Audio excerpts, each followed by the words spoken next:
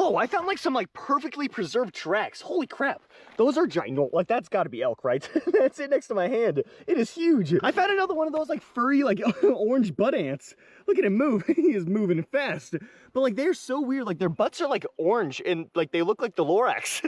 There are so many like tracks in like this dirt or like this really like fine dust. Like that is so much tinier than the last one we just saw. But like that doesn't really look like a deer. I wonder if those are like the wild pigs they have here. I did remember to bring some tweezers today. Definitely was not forgetting these for sure. But it's so nuts to me. Literally every single bush just has like massive thorns that just like want to spike you. Like I'd say like 90% of the stuff out here just wants to spike you. Like whether it's like barbs on leaves or literally just like massive spines on like a cactus, everything out here just wants to poke you.